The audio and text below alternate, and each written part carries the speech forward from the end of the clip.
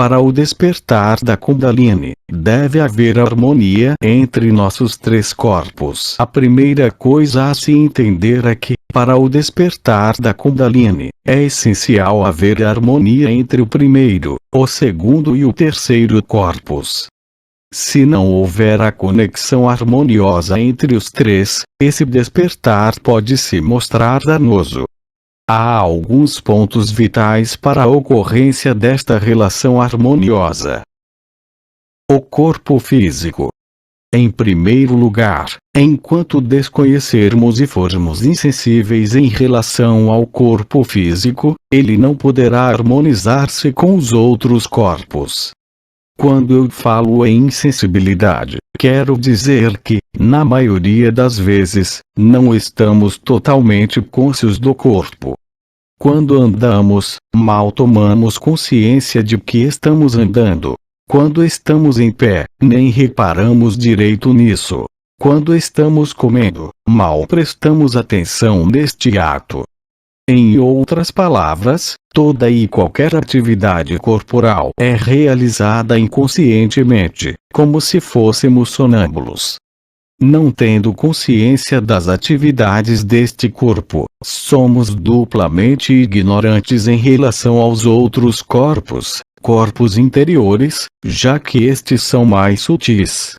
Se não temos consciência deste corpo palpável e visível ao olho humano, é impossível perceber ou tomar consciência dos invisíveis e sutis. Não pode haver harmonia sem consciência. Ela só é possível quando estamos conscientes. Caso contrário, toda e qualquer harmonia é destruída. Assim, a primeira coisa a fazer é tomar conhecimento do corpo. Não importa quão pequena seja a ação do corpo, é essencial prestar atenção nela. Deve haver atenção em tudo o que fazemos, como costumava dizer Buda. Quando você vier pela estrada, preste atenção no fato de que está andando. Quando levantar a perna direita, sua mente deve estar consciente de que sua perna direita está sendo levantada.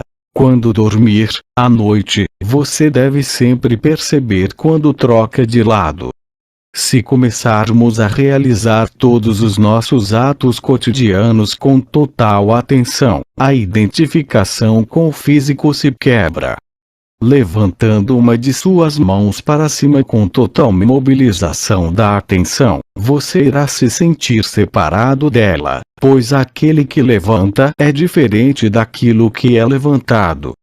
A sensação de estar separado do corpo físico é o início da consciência do corpo etérico. A partir daí, como já foi dito antes, você deve tomar consciência do segundo corpo, assim como já fez com o primeiro. A função de nosso corpo físico é apenas dar a percepção dos corpos sutis, embora jamais usemos para este fim. Permanecemos fixados nele devido apenas a uma identificação indolente. Vivemos sonolentos, e, deste modo, habitamos nosso corpo de maneira bastante inconsciente. O corpo etérico. Se você prestar atenção em cada uma das ações do corpo físico, começará a sentir a presença do segundo corpo, também possuidor de atividade própria. Porém, você não tomará conhecimento do corpo etérico até que esteja totalmente consciente das atividades do corpo físico, uma vez que o primeiro é bem mais sutil do que o segundo. Se você estiver completamente cônscio das atividades do corpo físico, começará a sentir os movimentos do segundo corpo, e então, ficará surpreso com o fato de haver vibrações etéricas dentro de você, ativas o tempo todo. Um homem fica com raiva. A raiva nasce no corpo etérico, mas se manifesta no corpo físico. Basicamente, a raiva é uma atividade do segundo corpo, e o primeiro é usado como meio de expressão. Assim, você pode impedir que a raiva chegue ao primeiro, se quiser, o que consiste num processo de repressão. Suponha que eu, por exemplo, esteja me sentindo cheio de raiva, com vontade de bater em você com um pedaço de pau. Ainda assim eu consigo me controlar, pois o ato de bater é uma atividade do primeiro plano. Basicamente, a raiva existe, mas, agora, não há manifestações concretas. Eu posso refrear o meu impulso de bater em você, podendo até ao invés disso, sorrir, se assim o quiser, mas, dentro de mim, a raiva se espalhou por todo o meu segundo corpo. O que acontece na repressão é que nos contemos no plano da manifestação física, porém, o sentimento básico já está presente em sua fonte original. Quando você começa a tomar consciência dos processos do corpo físico, você começa a entender os movimentos internos como o amor, a raiva ou o ódio, tornando-se consciente de sua presença. Até que você perceba bem os movimentos destas emoções, nascidas do segundo corpo, tudo o que pode fazer é reprimi-las. Você não pode se libertar delas, pelo simples fato de você só tomar conhecimento de sua existência quando elas alcançam o corpo físico, e, mesmo assim, não muito frequentemente. Na maior parte dos casos, você só presta atenção nas emoções quando elas atingem, por assim dizer, o corpo de outra pessoa. Somos tão insensíveis neste sentido que só percebemos ter dado um tapa no rosto de alguém quando sentimos o choque da mão com o rosto. Só depois do tapa ter sido dado é que percebemos que algo aconteceu. Todas as emoções têm origem no corpo etérico, portanto, também podemos chamá-lo de corpo emocional, além de segundo corpo. Este é um corpo com seus próprios ritmos, com seus próprios impulsos em relação à raiva, ao amor, ao ódio ou à inquietude. Ao final, você saberá reconhecer estas vibrações. Quando ficamos com medo, o corpo etérico se encolhe. Este processo de encolhimento que sentimos quando amedrontados não pertence ao corpo físico, o qual permanece inalterado. Mesmo assim, os efeitos desta contração no corpo etérico se tornam evidentes no andar da pessoa e em seu modo de sentar. Ela parece reprimida o tempo todo, não senta direito, e quando fala, gagueja. Suas pernas e mãos tremem quando anda e escreve. Na meditação, sempre há experiências relativas ao corpo etérico.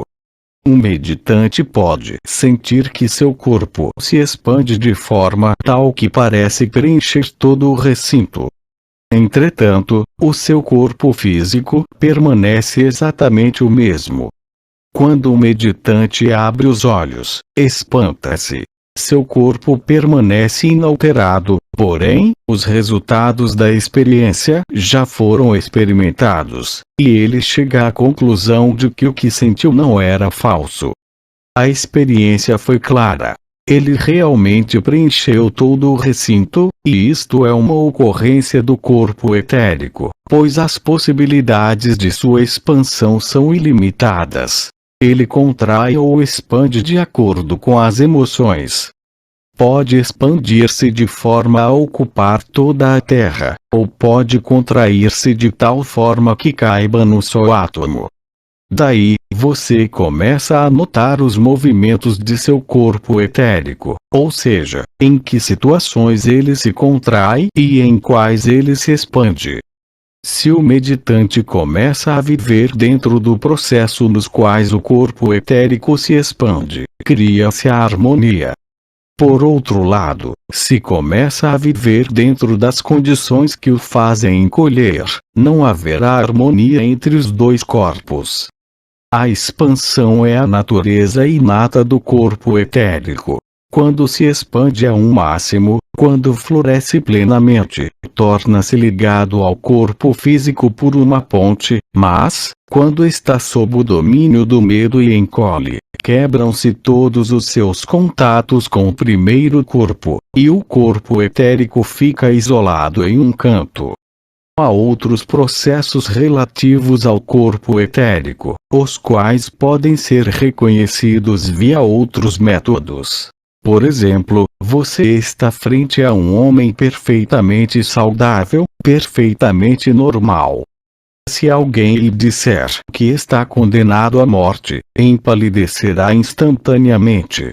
Não haverá mudança alguma em seu corpo físico, mas haverá uma mudança imediata em seu corpo etérico, o qual começará a sair do corpo físico, ou, em outras palavras, o etérico se prepara para deixar a carne. Se o dono de uma casa vem a saber que precisa desocupá-la naquele exato momento, toda a alegria e bem-estar que estiver sentindo desaparecerão, e a ordem estabelecida ficará perturbada. O segundo corpo quebra as conexões com o primeiro, de um certo modo. A tal execução antes mencionada acontecerá dali a algum tempo, ou talvez nem chegue a ocorrer, mas, de qualquer modo, a conexão com o primeiro corpo já terá sido temporariamente quebrada. Assim você pode observar, de modo sutil e sem maiores dificuldades, as funções do segundo corpo. A dificuldade maior está no fato de não prestarmos muita atenção nos processos físicos, pois, se o fazemos, começamos a sentir os movimentos do segundo corpo.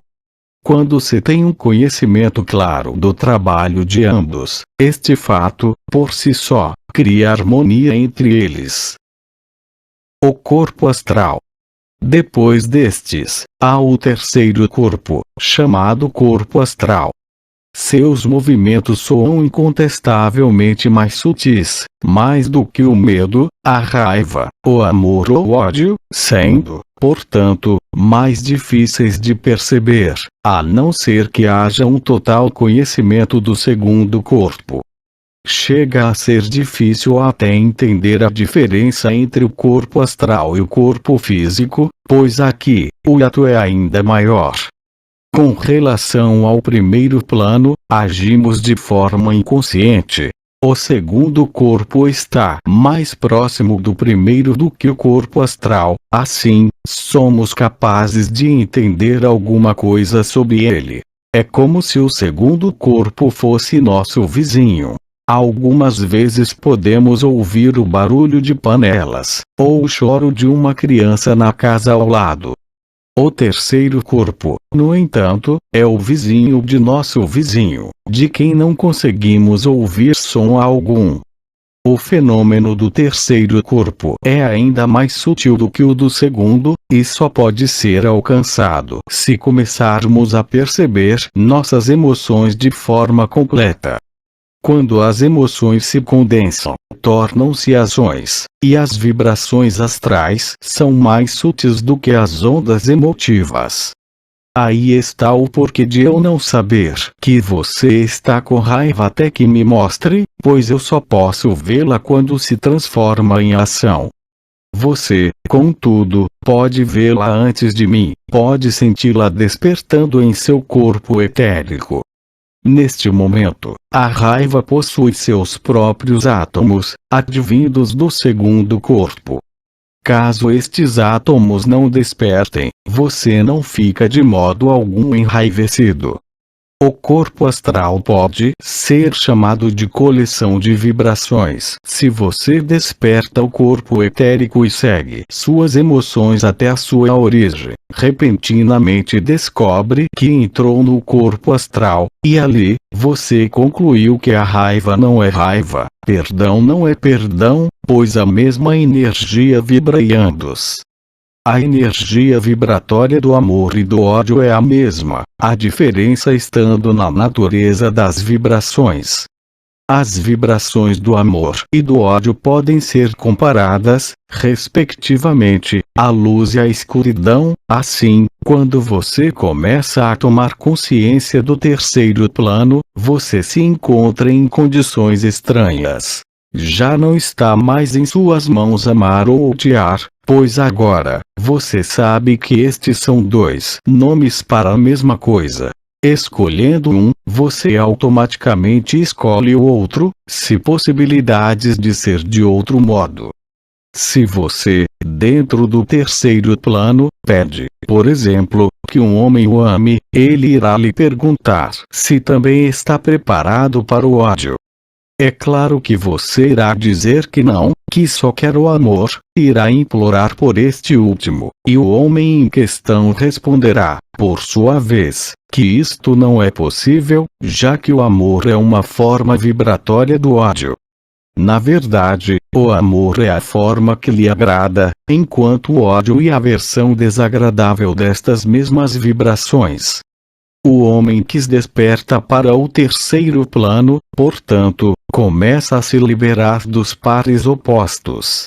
Ele saberá pela primeira vez que aquilo que havia considerado como dois opostos são partes de uma só unidade, como dois galhos opostos num tronco de árvore.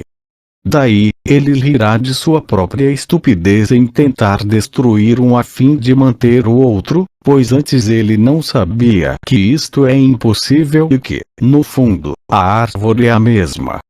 Mas o terceiro plano só pode vir a ser conhecido depois do despertar do segundo, porque as vibrações do terceiro corpo são mais sutis.